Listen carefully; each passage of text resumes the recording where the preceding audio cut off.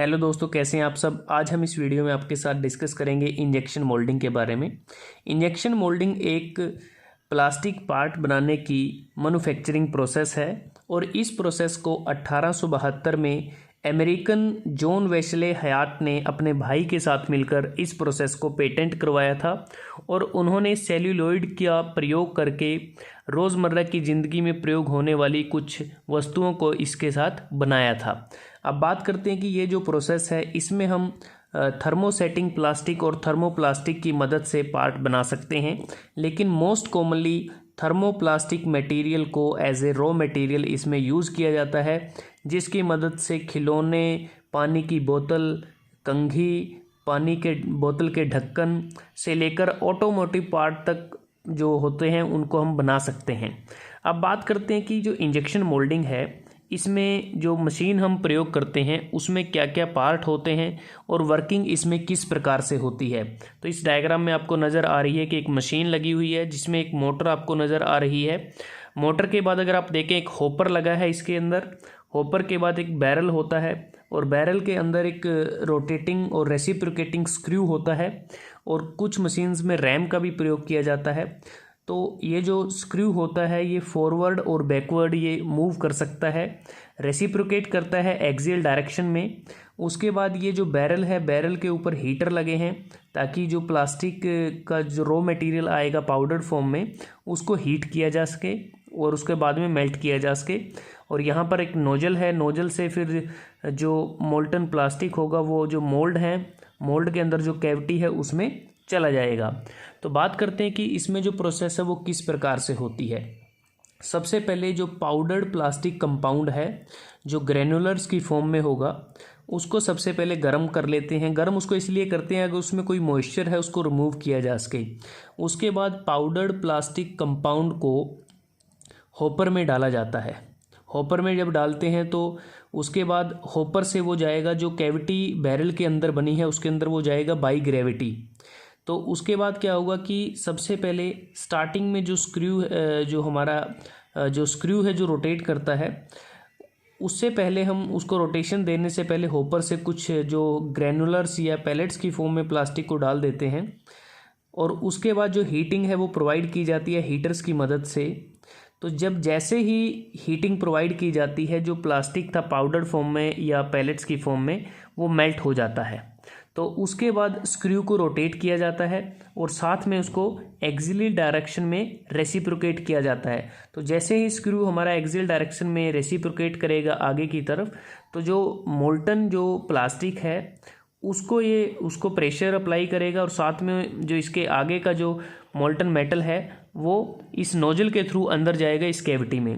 तो इस डायग्राम में अगर आप देखें कि जैसे ही हम फर्दर मूव करते हैं फॉरवर्ड डायरेक्शन में स्क्रू को, जो मोल्टन प्लास्टिक था वो जो कैविटीज़ थी उसके अंदर चला गया, क्योंकि जब हम प्रोसेस को शुरू करने से पहले जो मोल्ड है वो दो कंपोनेंट से मिलकर बना होता है तो उनको असेंबल किया जाता है। तो असेंबल करने के बाद जो कैविटी बनी है उस कैविटी में जो प्रेशर अप्लाई किया जाता है स्क्रू की मदद से, उस स्क्रू की मदद से प्रेशर जो अप्लाई होगा उससे जो उसके आगे का जो मोल्टन मेटल है नोजल से वो इस कैविटी में चला जाएगा और इस कैविटी में जाने के बाद हम कुछ सेकंड तक प्रेशर को अप्लाई करके रखते हैं जब तक कूलिंग नहीं हो जाती। तो कूलिंग होने के बाद और जो मटेरियल कैविटी में जब वो हार्ड हो जाता है तो जो प्रेशर है उसको रिलीज़ कर देते हैं, प्रेशर को विड्रॉ कर लेते हैं कह सकते हैं। तो इस प्रोसेस में अगर आप देखें तो जैसे ही हमारा प्रोडक्ट जो बनेगा वो सॉलिड हो जाएगा तो अनक्लैंप कर देते हैं मोल्ड को और प्रोडक्ट को बाहर निकाल लेते हैं। तो अब बात आती है कि जो मोल्ड हम इसमें यूज़ करते हैं, अगर आप इस डायग्राम को देखें कि इंजेक्शन मोल्ड हम क्या क्या यूज़ कर सकते हैं। अगर हमें चेयर बनानी है तो इस तरह का 2 पार्ट का मोल्ड है, ठीक है। इसको आपस में फिर जोड़ा जाता है और बीच में जो कैविटी बनती है वो चेयर की कैविटी बनती है, उसमें मोल्टन प्लास्टिक को डाला जाता है तो एक चेयर बन जाती है। तो इस प्रकार अगर आप देखें जो मोल्ड के जो 2 पार्ट होते हैं, अगर हम बात करें, ये आप देखें इसमें ये वाला जो पार्ट है ये फिक्स होता है और ये मूवेबल होता है क्योंकि इसमें कुछ इंजेक्टिंग पिन लगी होती हैं जिसकी मदद से इसको अलग कर लिया जाता है। तो अलग अलग पार्ट हैं। यहाँ पर एक डस्टबिन आप देख सकते हैं, डस्टबिन का ये मोल्ड 2 पार्ट में बना हुआ है। कैरेट देख सकते हैं जिसके 2 पार्ट बने हैं। उसके बाद ये अगर आप देखें एक बॉक्स और ढक्कन है जो ये 2 पार्ट में मोल्ड है। मोबाइल केस बनाया जा सकता है, चश्मे बनाए जा सकते हैं, चेयर बनाई जा सकती हैं। तो कह सकते हैं कि जो भी कंपोनेंट हम तैयार करेंगे इंजेक्शन मोल्डिंग से प्लास्टिक का प्रयोग करके, वो जो मोल्ड है वो 2 पार्ट में बना होगा। तो उन दोनों पार्ट को असेंबल किया जाता है ताकि बीच में एक कैविटी बन जाती है और उस कैविटी में स्प्रू और रनर या गेट के माध्यम से मोल्टन मेटल को डाला जाता है। तो इस प्रकार से इसमें ये प्रोसेस होती है।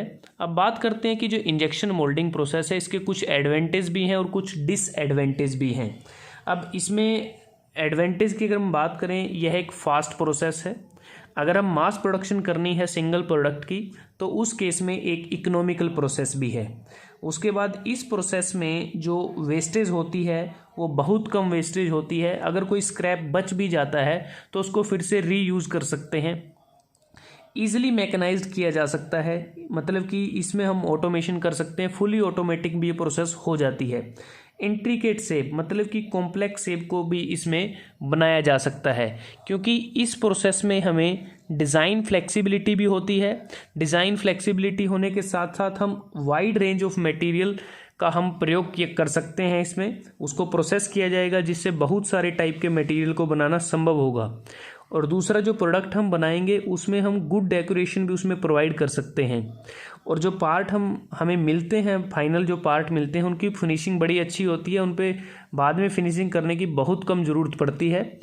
और इस प्रोसेस में हमें मटेरियल और कलर फ्लेक्सिबिलिटी भी मिल जाती है। जैसे अगर आप यहाँ पर देखें, जो इसके एप्लीकेशंस में अलग अलग रंगों के प्रोडक्ट इसमें तैयार किए जाते हैं।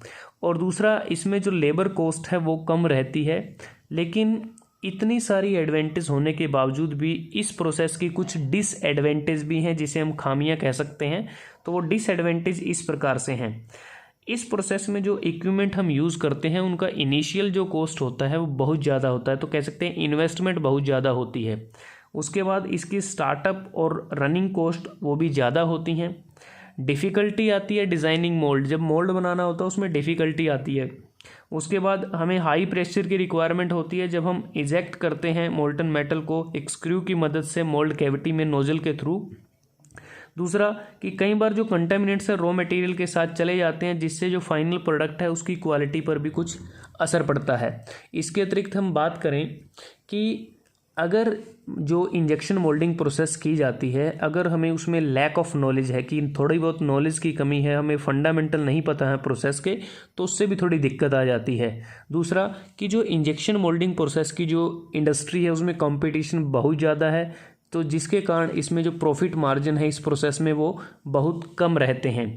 अगर हम बात करें एप्लीकेशंस की, तो ये आपको बहुत सारे ऐसे रोज़मर्रा में प्रयोग होने वाली आपको वस्तुएं नज़र आ रही हैं जो हम बनाते हैं।